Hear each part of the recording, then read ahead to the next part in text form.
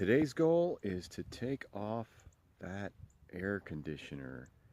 It's pretty heavy. It looks like it's heavy, but I'm gonna get in there. I've gotten a couple things removed, and hopefully next couple hours that won't be up there, which will make it a lot easier when I'm taking the shell off, not to have that much weight flopping around without good bracing and everything. I just want it to be gone anyway because I'm not sure if it's going to be staying in the final production of how the trailer hopefully turns out. So I'll try to remove it. So it's actually a really big air conditioner. If you see it from this angle, for the size of this trailer, it's pretty big. I don't know if it's from the 60s or not, but I've taken off this panel, disconnected a couple electrical things, and now I'm looking at this on the inside. So you can see, you know, the trailer's supported right now by these 4 pieces of wood holding up the ceiling because the edges are falling off. The edges of the walls, they're falling off the trailers. So I want to lift the whole thing off of the trailer bed and scoot the trailer bed out from here. Anyway, back to the AC system. Looks like I've got to remove 4 of these big bolts here.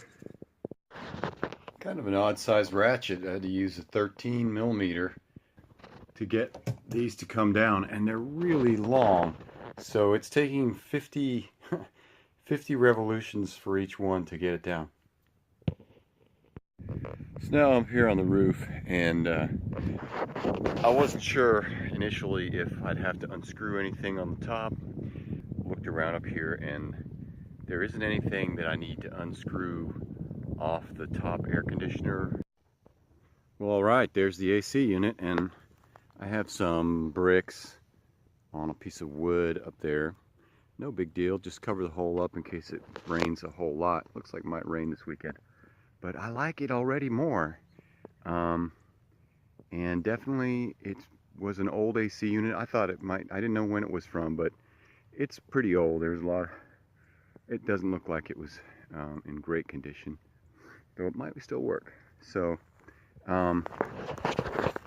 I am not a big guy. I'm not a super strong guy. I'm no slouch either, but I'm 48 years old, and it was a little bit iffy for me to come down the ladder with that thing by myself. I did not hurt my back. I didn't strain it.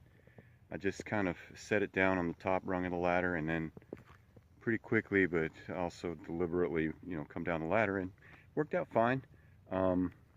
When you remove one of these, it's just a matter of unscrewing all the things on the inside. Make sure that you take out the electrical connector between the bottom plate parts and the top part, or otherwise you'll have a hard time with it just hanging down. So look ahead and remove everything from the inside, get that out of the way, and when you go to the top, all you have to do is use some leverage on the back end of it or the front end of it, whichever one feels is starting to lift up better, because all you got to do is separate from any caulking that's around the outside of it. And once it just kind of rips, you just pull it up gently, work with a little bit, and it'll lift right out. It is kind of heavy, so you know, you might want to get a friend, or unless you're a pretty moderately strong guy, you might want to have a friend help you with it, and then take it down.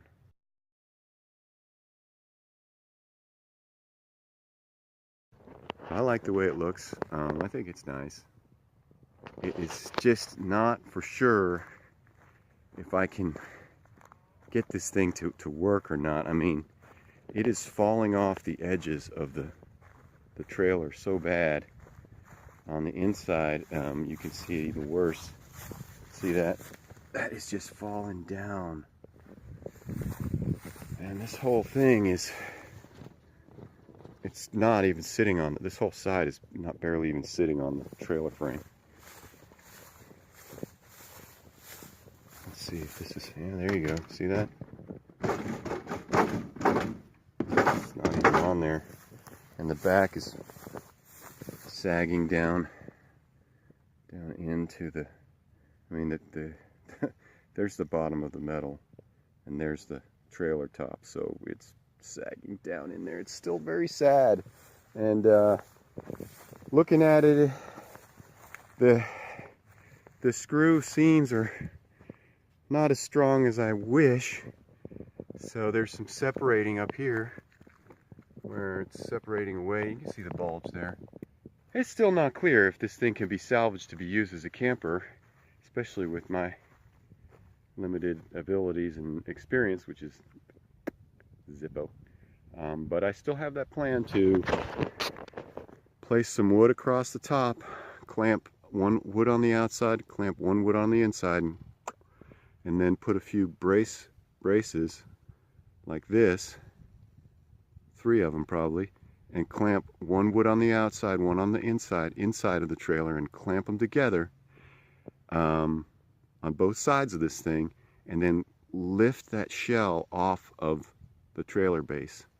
Drive the trailer base out of here and see if I can rebuild a frame on the inside from where all the rotten wood framing is.